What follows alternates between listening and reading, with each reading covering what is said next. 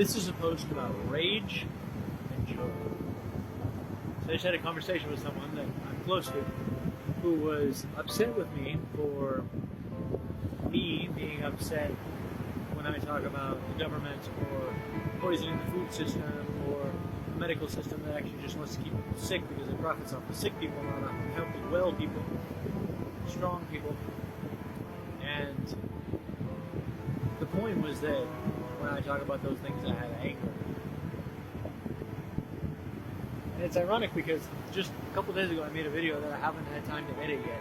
So I'm just going to edit the audio on this one and then post it without editing anything else. So I'll try and make it quick. But it's ironic because I just made a video talking about how I regret not speaking out the last few years.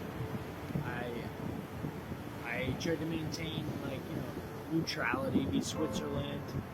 Not because I didn't want to offend anyone personally, but because business interests, just attempting to, not be the guy raging on social media about conspiracy theories, which, as we've all found out now, after 3 years, were actually all true. But we knew that, because for me, 9/11 was my wake up 20-some years ago, 22 years ago. And then following people like Alex Jones, who, by the way, is someone who rages, right? And I'm not that kind of person. I can't listen to lots of Alex Jones or Michael Savage, or those kind of people who just rage. They speak truth. They're right. They're correct. David Goggins is another one, right? Fucking get off your ass at 4:30 in the morning and go run 20 miles. He's not wrong. And I don't mind that style. Occasionally, I follow those guys because occasionally, it's nice to get a kick in the ass. But, a steady diet of that, and yeah, I am a peaceful person, a calm person, a loving, kind, friendly person, joyful person. And that's what I want to put out into the world. And that's, I had friends and family criticize me early on in the scamdemic when I did post stuff that was a little more raging, because at that point I was raging at the system internally. I was angry about what was going on because it's something that we sort of knew was coming at some point in our lives, and it was pretty clear that that's what was going on. And now in hindsight, you don't need to rage so much, because pretty much if you're not awake by now, you're probably begging to have a chip implanted in your head and become a transhuman slave. So raging isn't going to wake you up. And for everyone else, maybe some people are still in denial, but for most people, you can see the statistics, you can see what's happening, you can see now that they're not even trying to hide the fact that they want a one world government, that they want to have central bank digital currencies and social credit scores and basically turn everyone into slaves. This is a war for humanity. And now I think it's much more easy to talk about that without raging on social media. I wasn't really in a place early on to just be all love and positivity, and I'm still not, in the sense of certain themes piss me off, as they should. It's a righteous anger because I hate injustice, and I love liberty, and I love my humanity, and I love this planet, and I love life. And everything that the evil people at the top are attempting to do is to remove that from the majority of humanity and just leave, a slave class, whoever doesn't die in their crazy genocidal experiments, and then them owning everything, right? And so I want to put positivity out. I want to use my voice and use who I am and what I am, and speak out into the world. But at the same time, I don't want to be raging. And yet at the same time, there's righteous anger about this topic. All of these different things that have happened the last few years and that will continue to happen. This decade is going to be tumultuous. We are going to lived through this end of the fourth turning like maybe no other time in history in the last 1,500, 2,000 years. And it's an exciting time to be alive.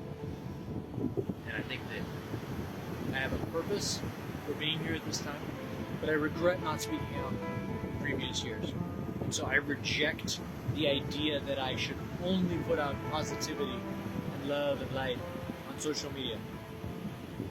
And people are well-meaning. It's like friends and family who spoke to me before, and I listened, and I regret that. I made the choice, and I had my own motives as well to make that choice, so, but I regret doing that, and I'm not going to do that this time.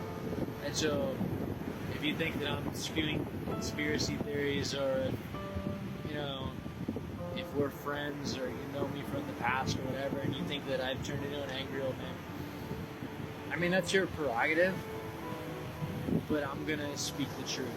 And I'm going to do it with as much love and positivity as possible, but I need to not be silent anymore, and I regret doing that the last few years, and so I'm not going to do that this time around. The rest of this decade is going to be crazy, then the rest of this year is going to be crazy, the rest of the next few years, like, I'm sure there'll be lots to say. Hopefully I will have lots of positive, encouraging things to say, and hopefully I'll also have positive solutions. That's what I'm looking for, solutions. Like, how can I be a light and also bring tangible solutions to this planet, to the people I care about, and just to humanity in general. I want to do something big with my life, do something good with my life, leave my mark on the world, leave a legacy for my descendants. I don't just want to exist. And so part of that is not being silent, not being a coward and trying to be Switzerland. So I'm going to speak out more.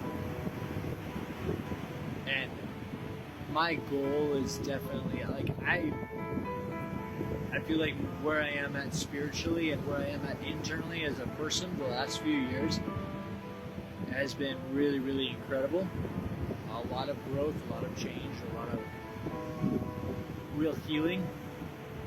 And so I'm cognizant of my emotions and of being angry at certain things, whether it's just bad drivers in Mexico or if it's like something that actually is important, like this whole system on our planet right now that needs to change, that needs to be overthrown and rebuilt from the ground up in something that is more positive and life-affirming for humanity.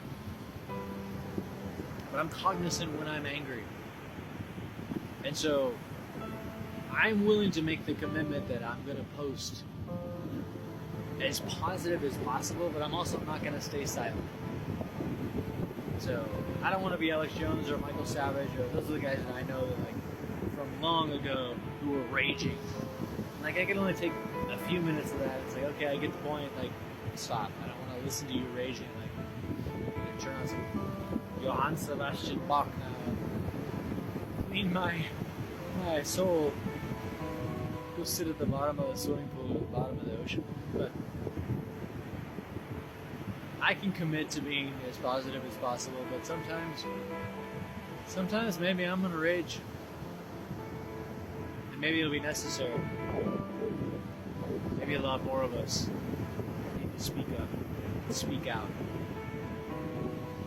Because there's a lot of us in the 99%, and a very small percentage of them in the 0.001% who run everything, control everything, think that they're invincible. They're not. And yes, there's spiritual forces at work also, like, not discounting that at all. But on a human level, there's a reason why the powers that be need so much division entre la gente, between people. They need so much division and infighting because that's how they control. Because otherwise we would all unite and it would be the people versus the state, and that's what it should be. That's the only way we're going to get our planet back, honestly. So, anyway, I'll be back with more. Peace out.